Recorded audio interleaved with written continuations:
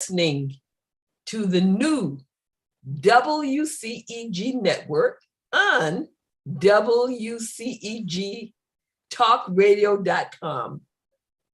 Click the live stream tab or watch us live on your smart TV, YouTube, WCEG Network. I'm Dr. Wanzo, your host of Mind Matters for the next 1 hour. We are the worldwide community empowerment group where we speak life into the community. Like us on Facebook, follow us on Twitter and on Instagram at WCEG_talk_radio and at WCEG Network. Last but not least, the topics and opinions are those of the show host and guests and not WCEG Network. Thank you for your continued support. Good evening again, and welcome to Mind Matters, where we discuss relevant mental health issues. I'm your host, Dr. Cassandra Wanzo. I'm a psychiatrist and I've been practicing in the Atlanta area for the past 30 years. Our co-host is Norman Carter Jr. He's a retired Philadelphia police corporal. He's written a book that's very relevant to these times, entitled The Long Blue Walk, My Journey as a Philly Cop. It's available on Amazon. He also is the host of his own show on WCEG Network entitled Issues and Answers on Mondays at 4 p.m. Hi, Norm. Hello, doctor. How are you? And we're so delighted to have our regular special guest now, Miss Shavett Athouris, who's been a registered nurse for over 20 years. She has served as an RN case manager at various hospitals and clinics. She's provided psychiatric rehabilitation treatment on assertive community treatment teams and has worked as director of nursing for well-known agencies. She was a nursing professor for 5 years at a university in Atlanta, Georgia. She's always been compassionate with a caring heart, which has led her to volunteering thousands of community hours at homeless shelters to enrich the lives of homeless men, women, and children. She's the marketing director with Surge 365 Travel Company. She's the CEO of Pyramia, which are all natural products that provide safe alternative to alcohol-based sanitizers. She is the administrative director for a nonprofit where they help develop and mentor youth. You can visit the website at www.theosmovement.org. Hey, Shavett, welcome. Hi, thanks for having me. So this month, May, is Mental Health Awareness Month. Mental Health Awareness Month is recognized every year to normalize talking about mental health and to support and share resources to support your mental well-being. Mental health conditions are more common than you might realize. They affect about 21% of people living in the United States. If you are struggling with mental health, with your mental health, effective treatments are available, and many organizations can provide information, support, and crisis intervention. Mental health is wealth. What is mental health? According to the World Health Organization, mental health is defined as the realization of one's potential, the ability to cope with stress, being able to work productively and fruitfully, being able to contribute to your community. It's estimated that 53 million people in the United States live with mental illness, which is about 21% of the adult population. Included in this is almost 6% of adults who experience serious mental illness. About 17% of youth ages 6 to 17 years old experience mental health issues. The most commonly diagnosed mental health condition is anxiety. It affects about 18% of the population. Other mental health conditions include depression, post-traumatic stress disorder, commonly known as PTSD, bipolar disorder, substance use disorder, disorders, schizophrenia, and eating disorders. More than half of people with a mental illness don't receive treatment. Let me repeat that. More than half of people with a mental illness don't receive treatment. And about 11% of those with mental illness don't have health insurance. What are the risk factors for developing a mental health disorder? There are many factors that contribute to your overall mental health. This can include your genetics, your lifestyle, and environmental influences. There are many stressful circumstances that can increase your risk for mental health problems.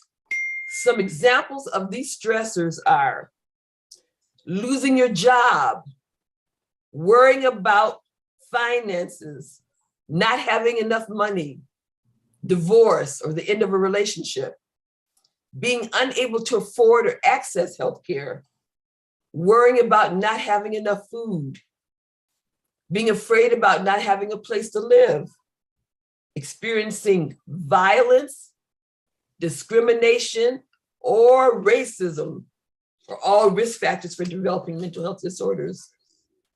Lacking enough social and community support. What are some early warning signs of mental health condition? Has a unique set of symptoms, but many share common signs, especially those that can interfere in your everyday life. Some common early warning signs of mental illness can include worrying or feeling more afraid than usual, feeling sad, empty, or hopeless most of the time, having trouble thinking, concentrating, or learning, noticing big mood shifts from lows to highs to elation, avoiding family, friends, or social commitments, sleeping or eating more or less than usual, losing interest in activities that you used to enjoy, using substances like alcohol, drugs, more often than usual. This is what we call self-medicating. Thinking about suicide or killing yourself. Now, in children, the symptoms can present differently. So in children or adolescents, what you may notice is changes in their school performance, hyperactive behavior, regular nightmares, frequent aggression or disobedience, regular temper tantrums. So we know that the pandemic has played a role in our mental health. I think Ms. Shavett is going to talk about the role that the pandemic has played in our mental health. Yeah, it's played a really big role in mental health and what's all going on today with, the higher rates of anxiety, higher rates of depression. And that's highly contributed to COVID with people being locked down, people being, not able to go anywhere. And I know right now, the country is opening back up. A lot of states are now, not requiring mask mandates. Mm-hmm. But I looked at a couple of statistics, which were very interesting. And it was saying how Hispanic and Black Americans have faced higher death rates from COVID, and they have reported the highest unemployment rates throughout the pandemic. So that may have, some type of course, factor in that plays in the role in higher rates as it relates to Hispanics and Blacks, being faced with higher death rates, from COVID that have with the unemployment rates. But it has definitely affected. Now we're seeing 2 years later, the ramifications of the pandemic. And that's definitely why we're seeing such a higher rate overall with mental health right now.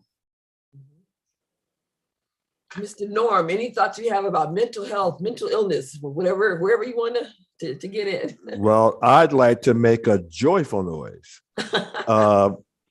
A few weeks ago, after one of our programs, I communicated with a former co-worker who was going through a deep depression.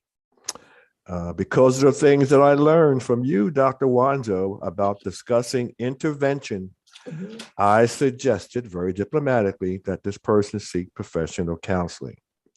He did. And I met with him last week, and he was effusive in his praise for my having suggested this course of action for him.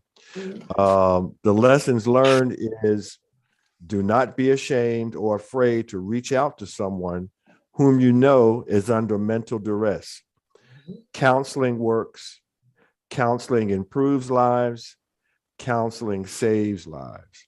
So these are words to the wise and the unwise about intervening when you see or know of someone who is going through some sort of crisis. Okay. Wow, that's great news. Great news. Yeah, it is. Yeah, awesome news. Lifesaver. Yeah, I really felt good about it.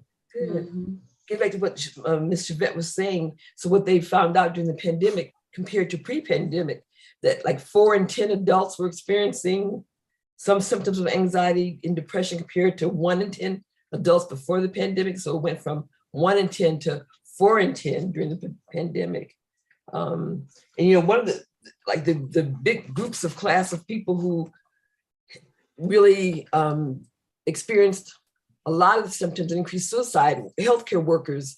And I was just sharing an article with Shavett today where a nurse shot himself in the hospital just recently, a couple of days ago. He was at work in the hospital dealing with COVID patients and shot himself at work and killed himself at work. And they were saying that was like the second suicide in like a month in California from a nurse. Well, I think you've heard about the Navy ship where I think it's like 11 people in a very short period of time. Yes. I was reading like the professions that have a higher incidence of suicide. Here, okay. High risk professions are law enforcement, medicine, and the armed forces. Those are high risk for suicide, the high risk professions. So that encompasses all of us. Oh, wow. Exactly. Truly. We're in high risk law enforcement. Yeah. That encompasses the three of us. So yeah, wow, it does. Yeah.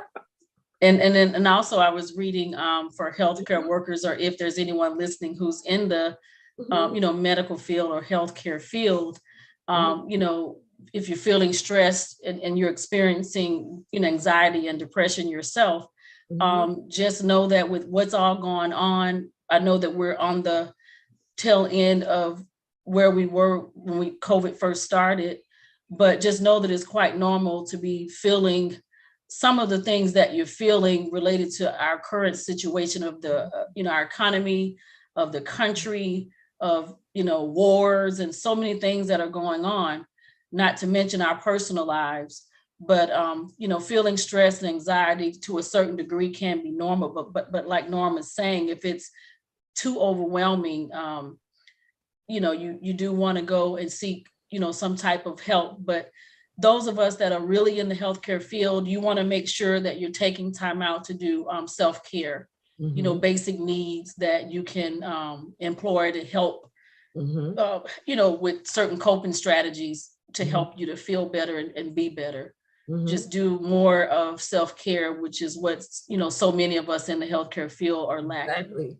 Right. One thing I noticed that our agency that we work for, that they've incorporated mental health days where you can take a mental health day. So Right. that's very important. Take a mental health day. I think sometimes some people become so involved in whatever they're doing that sometimes when you begin to lose sense of self, that can lead you down a very dark alley. And we have to be very careful about that. And I just wanted to touch on that, recently it's was looked at as a national tragedy, the death of Naomi Judd. Yes. After years of suffering with mental illness, years. And it's something that's, for a lot of people, it's hard to overcome. So what the family said or she herself said, is that she was diagnosed with treatment-resistant depression. So what that is in about 10 to 30% of people who are being treated for depression, there really is very little improvement. So that's about 10 to 30% of people with depression, treatment-resistant depression. Although they're developing new techniques, like the latest thing that they have is something called esketamine. It's related to ketamine, a dissociative drug. And they're finding that giving people infusions of that or nasal infusions can help with depression. So there are a lot of studies going on about that, and there are a lot of centers around the country where you can get that. So that's a new form of treatment that wasn't previously available, esketamine, for the treatment of depression. Of course, other things that you have for treatment-resistant depression would be ECT, electroconvulsive therapy. That got a bad rap, like in the movie Cuckoo's Nest. Yes. But when it's done, ideally, the person is sedated. Like in that movie, the person was not sedated. They're under anesthesia. Normally, you give it under anesthesia, and and I think the most severely depressed woman I had who was treatment resistant had ECT, and she responded to that. This was a woman who was suicidal every day, and when she got in the hospital, she tried to hang herself in the hospital. But she did have the ECT, and she did respond to that because nothing else had worked. None of the medications, combinations of medicines, nothing worked. The only thing that worked for her was ECT. And so what she did after, she had something called maintenance ECT. So once she went, when you're in the hospital, you go through maybe 10 to 12 treatments, like 3 times a week. And that's called a course. You have to go through a course. And then once she got out of the hospital, she had maintenance ECT where she would go, I think it was like once a month and have a couple of treatments. So she had to continue that. But that was the only thing that worked for her. If she hadn't, she probably would not be alive today because she was suicidal every day of her life. Wow. So, I don't know if Naomi, I think I did read that she had ECT before. So, I'm not sure. Yeah, I think I did. She wrote a book about her depression. And I vaguely remember mentioning that she did have ECT. So it was something that was very lifelong. I think one of her daughters has a depressive illness as well. As we know, major depression is something that runs in families. You inherit the genetic vulnerability to develop depression. Exactly. And the thing with medications too, you have to try different ones because they all have different mechanisms of actions. And so sometimes when I'll have like someone say like Lexapro, Prozac, those work in serotonin. That's one neurotransmitter. But if they're still having depressive symptoms, then I add something like Wellbutrin, which works on norepinephrine and dopamine. So sometimes it may take a combination of 2 antidepressants to work. Even sometimes after that, I might have to add something. You might see commercials on TV for like Rexulti, Abilify, that you can add to the, the combination of antidepressants. But yeah, treating depression is something, that can be helpful, but then you do have that small percentage of people, who don't respond, to the medications. And then, that's when we recommend ECT or this new ketamine treatment. They also have a couple of other treatments called transcranial magnetic stimulation, where they stimulate the brain with magnets. Then they have another one called vagal nerve stimulation, where they stimulate your vagal nerve. So they have all of these procedures are more intrusive as opposed to, being on the medications. Then you have the light therapy for seasonal affective disorders. So there are all kinds of treatments for depression. In addition to that, you also need the talking therapy. The talking therapy goes along with what we call the somatic treatments, the medications and whatever. You still have to have, because you're talking to a person and you have to deal with whatever stressors are going on in their lives, their psychosocial situations. And just doing medication or whatever, is not going to work. They're a person. You've got to, deal with them as a whole person and what's going on with their life. Deal with the spiritual, the emotional, as well as the somatic or physical. So that's what I call, full treatment of depression. Mm-hmm. And today, we you look at so many different types of people, different age groups that deal with mental illness. Like we've said, even our children, where we can help children find positive ways to express how they're feeling. Such as if they're having fear of something, or if they're feeling sad. And keep in mind, I know some of us that have, more than one child, that every child has their own way of expressing their emotions. And sometimes, you can try engaging in different activities that can help bring that out, such as just playing something with them, whether that's playing ball outside in the yard or playing whatever they like to play, or depending upon their age, drawing. Can also help facilitate bringing out some emotions that they might not normally bring out. Exactly. Because, children can feel relieved if they know that they can kind of start expressing themselves with you. And for us, for example, my husband and I, we have 7 boys together. And out of the 7, we've had, 2 that have experienced depression. So we have 3 that are in college, right? So they just got home. So one of the things that my husband and I discussed is, talking with them about how they're feeling, how was school, and getting into some more in-depth questions, which is what each and every one of you can do if you have children. Asking them specific questions like, how are you feeling? During the school year, did you ever get down or lonely or depressed? And then if they answer you yes or whatever, you can say, tell me more about that, to get them just to continue opening up. And then if they say they've been depressed, don't be afraid to ask them if they've ever had thoughts of wanting to hurt themselves. Exactly. Yeah, don't be afraid to ask those tough questions. You rather ask that now so that we can address it versus, not asking and dealing with the ramifications of that later. Exactly. So just keeping some of those things in mind, I would highly suggest, if you have children, to just take some time out, have a one-on-one time with them, and just talking with them to see how they're feeling, where they are, how is school, is anybody bullying you, or, have you been depressed? Just please ask those tough questions so that we can start diving into their emotions and their feelings. I think that's excellent. A lot of parents don't listen to their children. So what you're recommending is something, right, that all parents need to do with children. It's something I'm so glad, even with 7 boys, and you're able to do that. That is wonderful. That's really important. Very important. Yeah. Right, it wasn't easy. Yeah. It wasn't easy. A lot of parents don't listen to their kids. One of the things that I'm attempting to do on my program, Issues and Answers, is to interview police chiefs nationwide. And one of the questions that I'm asking of all of them is, what are they doing to guarantee the mental wellness of their employees? Because that's, having been a police officer, I know that's one of the most ignored areas in policing, but it's one of the areas of most concern, because you're working in an environment where there's a false sense of superiority or invincibility, and any type of weakness, I put that in quotes, such as depression or something, those things like that are looked upon as, with the jaundiced eye. So it's one of those things that's prevalent.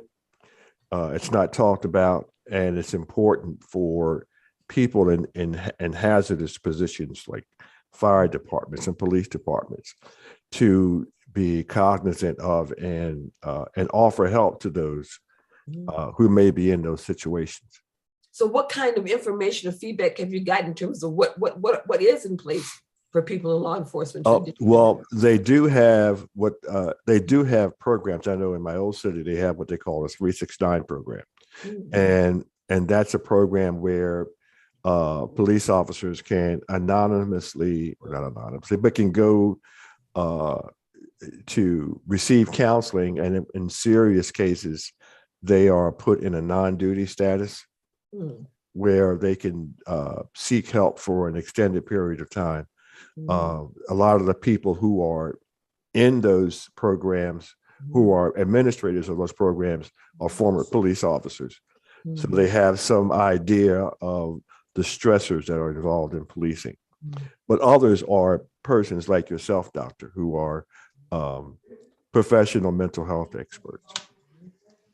I know in the medical profession, there's a reluctance to seek help because somehow a lot of physicians think that it'll go against them in terms of getting privileges at hospitals or their licensure. So a lot of times they won't admit, as a physician, that they're having issues. Like I said, I've known, of people who died by suicide, physicians, psychiatrists. They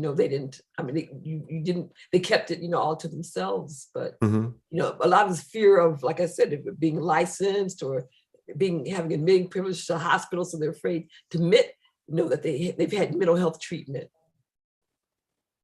So I think and I may have mentioned this before, and I think that in policing and in medicine, psychiatry, what happens a lot of times is you're taking in little by little and absorbing other people's tragedies.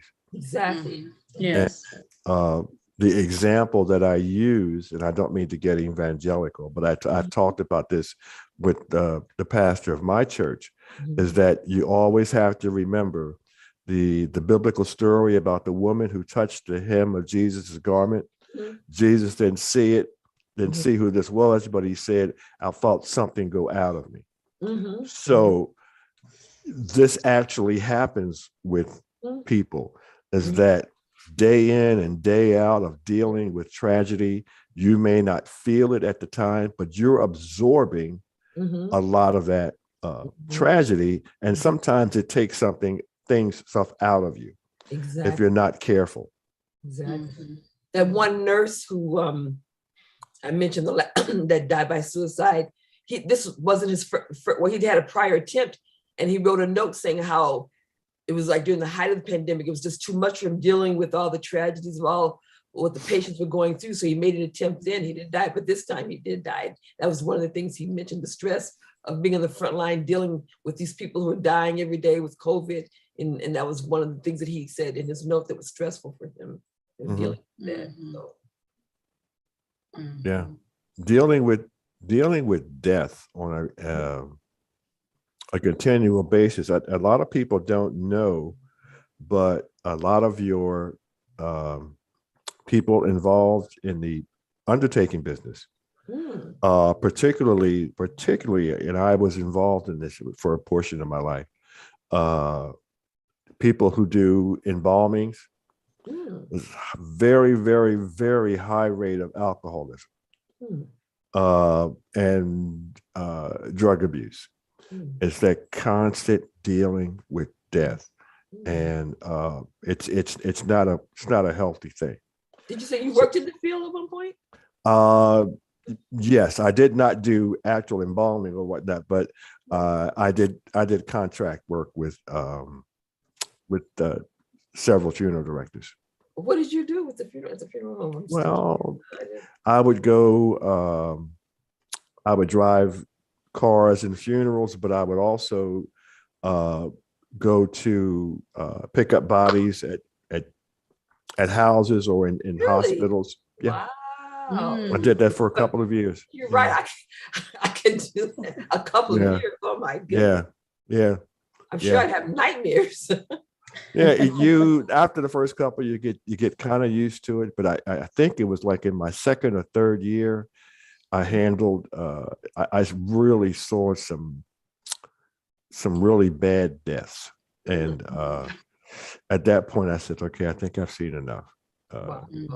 As far as being in that business, it's not that I haven't seen death since then, but so you had to like touch the bodies and pick them up and remove them. All that. Oh my God. Wow. Some of the bodies were mutilated. I specifically remember one man who had jumped in front of a train, and that wasn't pleasant. Wow. To see bodies that are where people have been mistreated or maltreated at nursing homes, neglected in homes. Saw a lot of that. So yeah, but you figure, undertaker, an embalmer, somebody doing embalming, you may be saying that 2-3 times a week, every week, and that's or more, and that can be quite depressing. Wow. Quite depressing. It's depressing. Yeah. I think we got off the subject here, but yeah. Well, the thing, stress, we all deal with. If we're living, we all deal with stress at some point in time. And so when we're having stressful moments or stressful days or times, you want to definitely pay attention to your own needs and your feelings. And it goes back to that self-care, just kind of being aware of you. And I know if you're in the healthcare industry, oftentimes I know for myself, we tend to be so heavily engaged in caring for other people and doing for others and making sure they're comfortable, but we neglect ourselves. Absolutely. So start just kind of paying attention to you, how you feel, what can make you feel better, and engaging in healthy activities like, exercising regularly. And that can be something as simple as walking 15-20 minutes. You'd be surprised at, how you feel. Some people think you're going to be exhausted after walking, but if you do the research, it shows how even walking 15-20 minutes with, the brain and how everything works together, you actually feel energized and you feel better. So you may want to think about, exercising, even walking, also keeping your sleep routines pretty good, kind of being consistent with making sure you're getting hopefully at least, 7-8 hours of sleep, and then eating a healthy meal will also help. But other than that, like Norm and Dr. Wanzo has stated, don't be ashamed to go and talk to someone. And you'd be surprised, those of you that are listening, if you actually wrote down 5 or 10 family members, even people that you may not have spoken to in a while, and you picked up the phone and just asked them how they're doing, majority of the people are going to say, "Oh, I'm fine." And I know I was in that category myself. Every time someone asked me, that was my natural response. "Oh, I'm fine." But you need to go to the second level, the second layer, second base, and say, "No, how are you really doing?" Absolutely. You're right. And that way they may open up to really kind of share and open up that window of conversation and communicating with you how they really feel. And then you can just, according to how the conversation goes, dive a little deeper if, if you ask them, have they been depressed? And they say yes. And like we always say, do not hesitate and be afraid to say, well, have you ever thought about hurting yourself? And then ask them, today, do you feel like hurting yourself? Because one thing I need everybody to hear me on, if you don't hear anything else that I say, trust and believe, just because you see someone smiling, please know that does not mean that they're having a pleasant, happy, hunky-dory day. That can be the biggest cover-up for someone who's really experiencing depression. We see it all the time. So don't allow the smiles and the grins and the happiness, fool you into thinking that they're okay. That really can be a cover-up. You're absolutely right. You're absolutely right. Yes. I think you guys gave an example of someone, this is a couple of months ago or a month or so Right. ago. The guy that you knew, that everyone, said he's the last person they thought would kill himself. He's always smiling and friendly and everything. Yes, this happened. He probably committed suicide, maybe a month and a half ago, somewhere along in there in Atlanta, Georgia. And it was definitely not someone that any of us expected. I mean, I'm talking, we used to call him Mr. Atlanta because he knew everybody. He would be at mayor's balls and hanging out with the rappers and taking pictures with rappers and posted them on Facebook, and was life of the party, so to speak, and smiling all the time. And what do you know?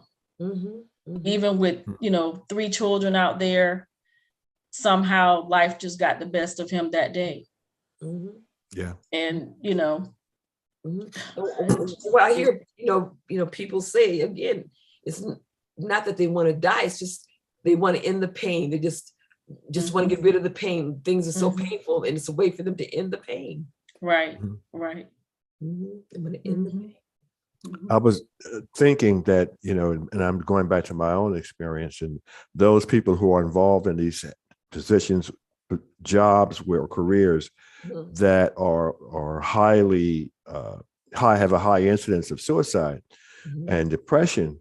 One thing I found that worked for me, and I think it may work for other people, is that you need to establish relationships with people who are outside of your profession. Because if not, it's almost like you keep rubbing the same scar over and over and over, and everybody is talking about the same thing over and over and over, where when you are relating to other people outside of your profession, the conversations are different, the things that are important are different, and it gives you a break from raking your soul over the same scars over and over again. And that gives you some sort of relief. I know I won't say I was depressed, but it really helped me to keep a lot of equilibrium when I was going through what was definitely a traumatic time in my life. Wow. Yeah. And I tell you, it was, I can't express to you guys the feeling as a mother, as parents, that you get, like if you sit your children down and they start opening up to you and sharing with you, because out of the 7 boys that we had 2 that had been through depression, and one that, when asked, said, yeah, I've been depressed. And okay, you got to dig a little deeper. And, well, have you ever thought about hurting yourself? Yeah. Have you ever thought about dying or killing yourself? Yeah. I mean, to hold your composure and, just to be okay as parents, but it's something that you have to do, because thank God that things turned around for him. And I think that was largely a part of allowing him to, express himself, express his feelings, acknowledging, his hurt, his pain, and trying to help him deal with that at the teenage years, or, being a teenager, because they don't know how to handle stress. They don't know how to, interpret a lot of the things that they go through, and they deal with it internally, and they deal with it on their own. And a lot of times they won't share with anybody. So I'm just pleading with you parents out there, please just sit down, talk to your children, because I know for him, we probably, could have been another situation where we were burying him had we not asked those tough questions. Wow. Yeah. Yeah. He spent 2 weeks in a mental hospital, all because of this.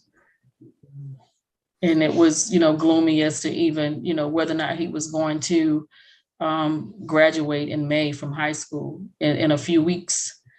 And, didn't go to school for an entire month because of depression.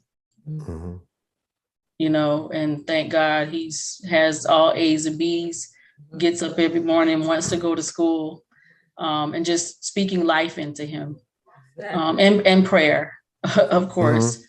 But I know that made the major difference. Is just sitting down and asking those tough questions. Exactly. So just pleading to you parents to do that sooner rather than later. Exactly. And I want to stress the importance of how people will self-medicate with drugs, alcohol, marijuana, whatever, cocaine, to try to deal with the depression. But in the case of alcohol, while initially it gives you a euphoria or high, the net result is a central nervous system depressant. So while initially you feel that high, but then it's going to make you more depressed. You think away from your problems, you're going to feel better, but you feel more depressed after drinking. Yeah, and that was the thing. He was medicating, with the marijuana, not realizing that it was causing more depression. So that high is very temporary, very temporary. Another thing they said about teenagers, because they're more action oriented, that they are more likely to get involved in reckless activities in terms of how they die, whatever kind of reckless speeding, whatever. They're more involved in reckless activities. I think one thing I wanted to add was, since we're talking about teenagers, and Doctor, you're probably the better expert on this than I am, but a growing child, everything is supposed to work in a certain way, in a certain balance. But we know from experience that what feeds the brain, in addition to blood, are enzymes. And sometimes these enzymes get out of whack. They're not produced probably as they would be with a mature individual, because this person is growing and experiencing different things. And something like that can actually throw a young person totally out of whack. And hormones, that's what they say. Hormones, yes. Raging hormones. Yes. Yes. But it's a fact. And as you said, that type of thing can lead you to engage in hazardous behavior or irresponsible behavior. Something I want to get back to what Shavett was saying about asking someone, about if they're feeling suicidal, have had suicidal thoughts, because a lot of people have the myth or misconception that if you ask them about it, you're planting the idea in their head. Believe me, you're not planting. If the idea was there, you're not planting it. If it's there, it's there. You didn't plant it. So don't be afraid to ask, because you are not planting that idea in their head. It's there. So that's a common myth and misconception. Another thing I want to clear up about depression is when we say about suicide is that someone committed suicide. So what we try to get people to say is that they died by suicide, because when you say that somebody committed suicide, it's like they committed a crime, or it's like a illegal act. So we try to say that they died by suicide. So that's what we try to get people to say. Yeah, I think with the Judds, their initial press conference was they died due to mental illness.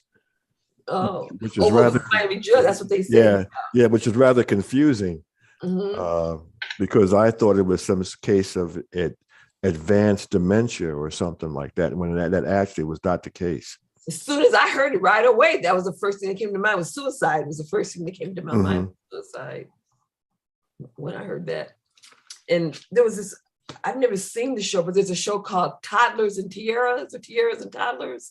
Some kind of kids and beauty pageants. So I just saw yesterday where one of the young ladies, she was 16, who participated in that show. Like, they start very young in these beauty pageants, and she died by suicide. She was 16 years old, but she had started very young, like 2 years old, in these with the makeup and all this stuff in beauty pageants, and she died by suicide. I just saw that yesterday.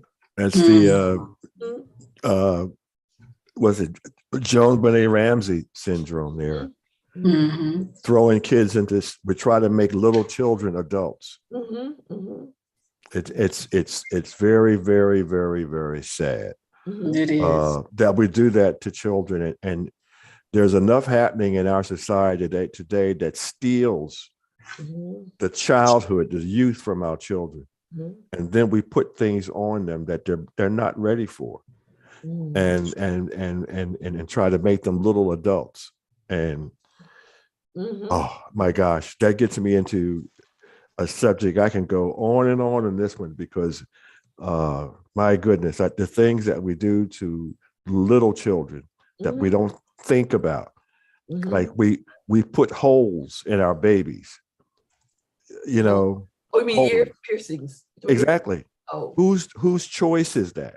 Mm. You know, we you know, you get a 2 or 3 year old girl and you're giving her perms and you're trying to make that little girl look like a little woman. Yeah.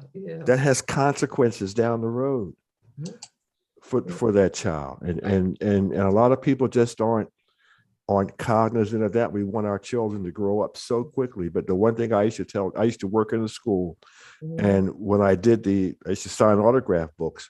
And the one thing I would say to children is that you're only young for a little while, but you're old for a long, long time. Don't be in a hurry to grow up. Enjoy your childhood. Exactly.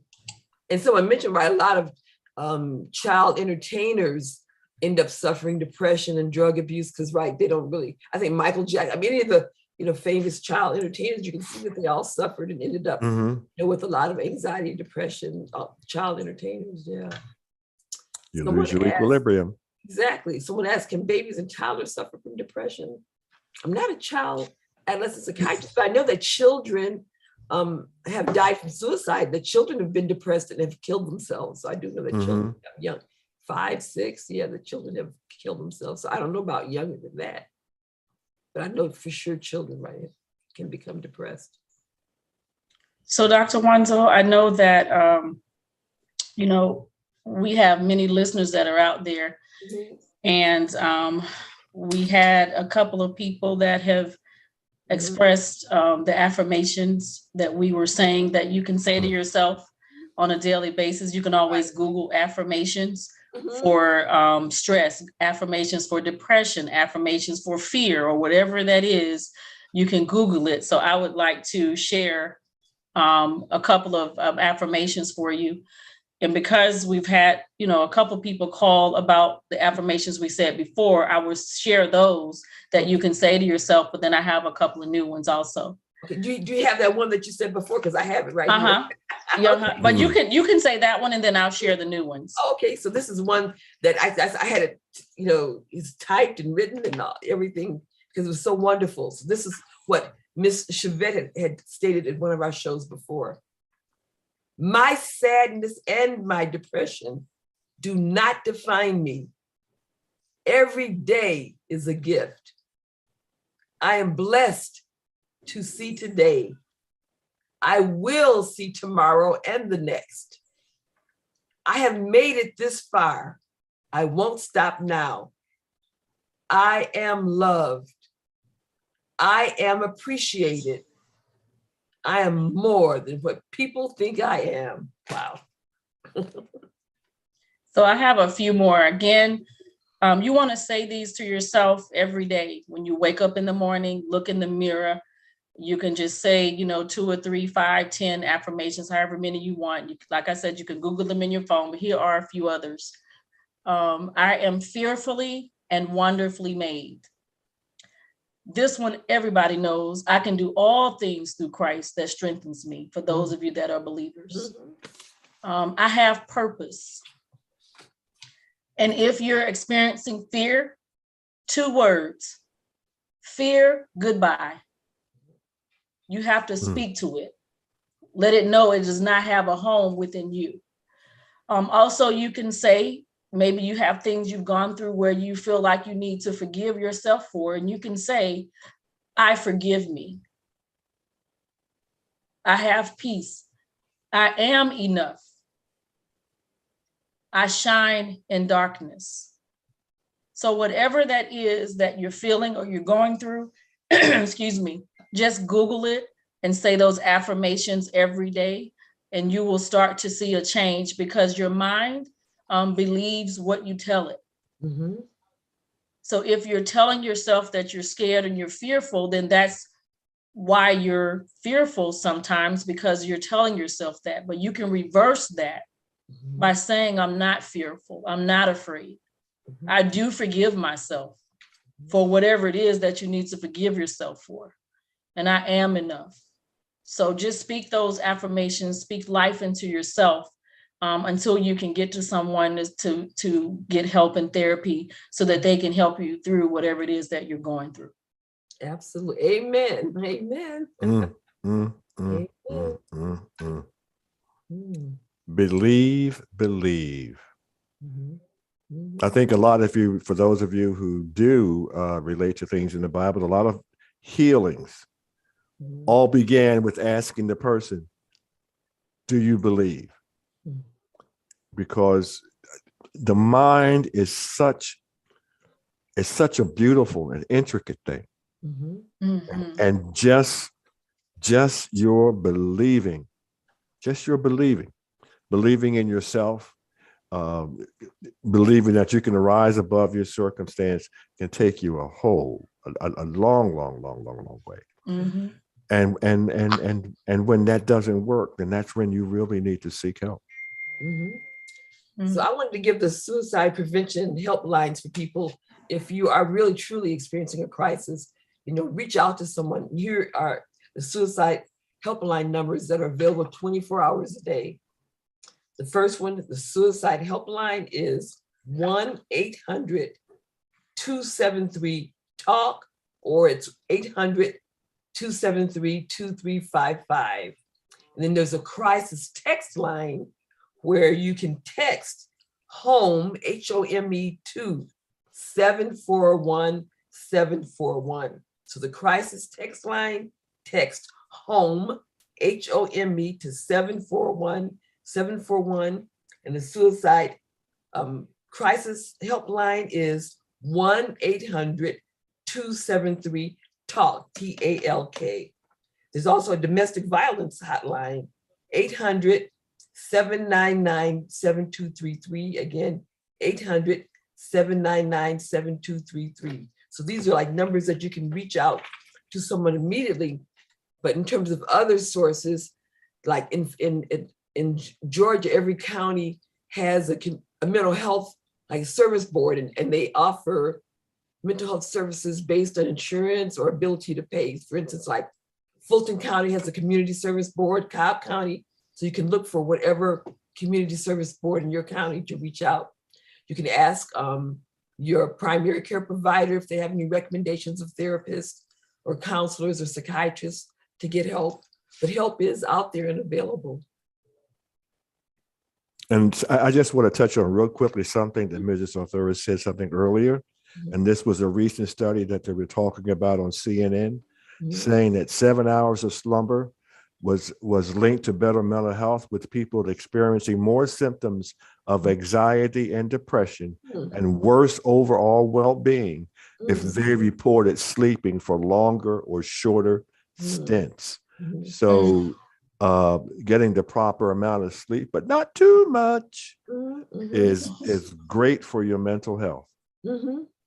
Going like, if you're deprived of sleep and you have an underlying bipolar disorder, that can set off, an episode of mania depression if you are going without sleep for whatever reasons, depriving yourself of sleep. Yeah, sleep can be too much. Sleep can be like a drug. You start sleeping and you really don't want to get up. Mm-hmm. And Mm-hmm. That can be a problem.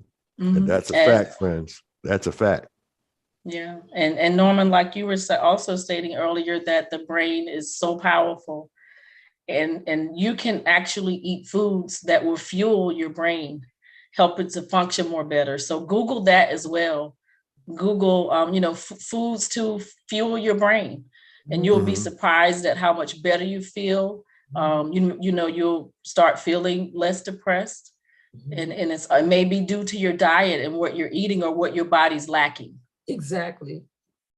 So Google that as well. Foods that can fuel your mind, fuel your brain, and that will help as well. Because we make sure we put the right kind of gas in our car, whether it's the premium or whatever. So you have to put the right kind of gas or fuel, which is food, into your body at the same time. And what happens when we don't put the right type of gas? You drive off and it starts jerking and doing all kinds of crazy things because we put the wrong fuel in the car.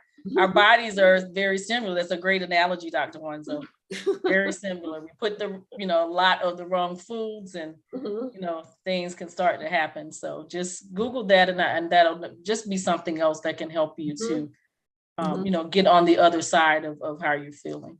Mhm. And just like you get the carbon out of your motor that keeps it knocking, Mhm. you can get that carbon dioxide out of your blood by Mhm. turning on your favorite song and doing a little boogaloo and get that blood circulating. Get that blood circulating. Get that good circulating oxygenated blood going to your brain. It works. I'm telling I you. think I feel it already going There to you my go. brain. There you go. Doing Yeah, the bankhead movement. I bounce. feel Go ahead. something going on. Something's happening up here. Right, movement, activity, right. Yeah. Very important. Physical movement, yes. Right. Right, because if you're Absolutely. depressed and you're sitting there all depressed, if you get up, like you say, dance, run something, then you're just like increasing your endorphins, which are your body's Mhm. natural feel-good Mhm. chemicals. So yeah, Yep. that's true. Mhm. And getting out in the sunshine helps you with depression too. Increases the vitamin D in your system. Yes. So, Yes. so many things. Yes. Yeah. Open those blinds for those depressed individuals. If you're Mhm. at home, just closed in within four walls and not letting that sunlight in, open your window, well, not your windows, open your blinds or pull the curtains back to let the sunshine in. It'll make a huge difference. Mhm. Mhm. Mhm. Huge difference. Mhm. Wow.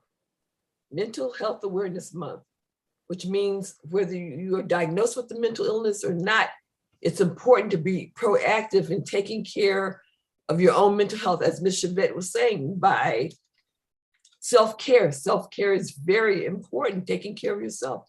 Like you said, we as women tend to take care of everybody else, neglect our own needs. So we as women need to focus more, to start to focus on ourselves and taking care of ourselves. Because like if the well is empty, then, you can't help anybody else. So we've got to replenish our own wells of well-being. So that's very important. And I've been preaching to the choir because I need to focus more on self-care. I'm thinking about, maybe going to get a massage this weekend or just something that I can do. There's different things that we can do. So I get massages, I get manicures, I get pedicures. And before the pandemic, I would be somewhere on a plane, somewhere traveling, going someplace. So that's what I do for self-care. So yeah. Pamper yourself. Never forget to pamper yourself. And there's no wealth like great mental health. No right. wealth. Mental health is wealth. Again, Yes. Mental health is wealth. Boy, this has been a really exciting, stimulating discussion. And so I hope our listening audience that you've gained some things that you can help to take care of yourself and to be proactive about managing your own mental health. Is there anything else anybody else wants to say before we close? I think we have a minute. When you feel down and out, sing a song, it'll make you dance. Someone asked, what do men do to pamper? I don't know. What do men do to pamper? I don't know. Basically the same things that women do. Manicure. Seriously. Yeah. Yeah, men can get a massage. Yeah. You can go and get, a pedicure. Not saying you have to get nails and toes painted. Just go and get a pedicure. Let someone, massage your legs. Often can be done by your significant other. That's correct. I'm just saying. Yeah. So thank you for tuning in and tune in 2 weeks, which will be our final show of the season before we take the summer recess. You've been listening to Mind Matters on WCEG, part of the Worldwide Community Empowerment Group, where we speak life into life. Yes, life. Okay.